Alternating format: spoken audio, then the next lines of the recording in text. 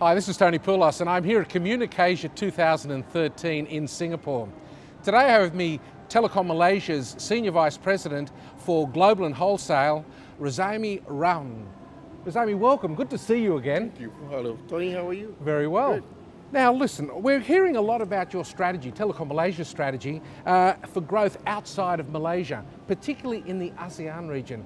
Tell me a little bit more about that. Tony, TM has always been outside of Malaysia. Part of the business of Telekom Malaysia, apart from concentrating in the domestic growth and especially in the last few years doing the high-speed broadband, we've been investing a lot of money in terms of new submarine cables.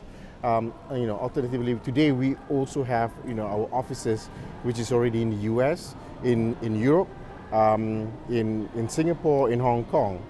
We also have presence of people even in Czech Republic, in Switzerland, in Australia, as well as in Taiwan. So, we're already outside of the country, looking into getting new opportunities for the country.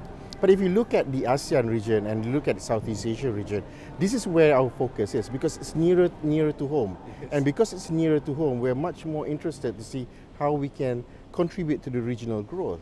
ASEAN being the nearest within Southeast Asia, the Indo-China growth, for example, the explosion of the new growth for demand in Indonesia with a high number of population. What is much more exciting is the small screen is also growing. So those are the new markets, and we're focusing in Southeast Asia to see where we can contribute in terms of the growth. Well, let's look at that a bit more closely. Markets like Myanmar, Laos and Cambodia are being spoken of all the time as very huge potential, but they're seriously underexplored in terms of connectivity. They're not being connected. How is Telekom Malaysia able to help in that regard? Telekom Malaysia has put up some proposal to the, if you take Myanmar for example, we have put up proposal to the Myanmar government because today we are part of the consortium members of CME-V3 that goes into Myanmar, and we have a lot of Malaysian investors in Myanmar today. With a Myanmar population of about 50 million, and the mobile penetration which is less than 5%, so the opportunities are so big that they are able to, if you manage to capture those opportunities, it is a whole new market. It's the blue ocean of the many carriers, and I'm pretty sure that it's just not TM which is looking to Myanmar, but many other countries. We are excited to be able to see how liberalization of the Myanmar market and how we can help the government to be able to actually assist them in actually get connectivity, or at least basic connectivity to many of the population, not just in Yangon, but many other regions within Myanmar. That leads me to the point, when you identify a potential market like Myanmar, how do you go about determining how big that market is and what sort of investment to make in that market?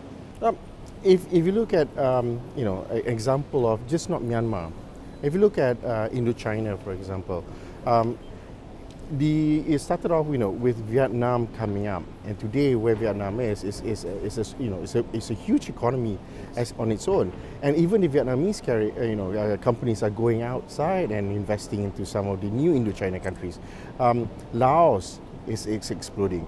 It was an interesting article that I was reading that one of the changes where the hotel bellboys are actually opening up expensive cars to the people, the local population itself, and that's a clear sign where money is coming in. So when money comes in, there will be much more spending power. When there's much more spending power, people are able to afford better handphones, better mobile devices, better screen devices, smartphones, what will they use with?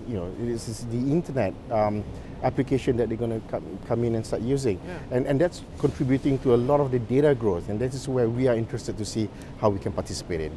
In terms of business models that you follow, is there a one-size-fits-all model, or do you need to tailor-make them for each of the countries? Well, telecom market, it's unlike many other markets if you look at it, right? We are also binded by the regulatory in many of those countries. Yes. And because it's binded in the regulatory, we have to respect each individual countries. There's no one size that fits all. Of course, that we for all the telecom carriers around the world, we use the same equipment manufacturers. We use the same fiber optics. We may have different consortium partners, but it's the same technique that we use to actually go and work with multiple carriers around the world. But when we go into a country, you have to respect the country laws. We have to respect the regional activities and the sensitivities of the cultural as well. So you can't do that.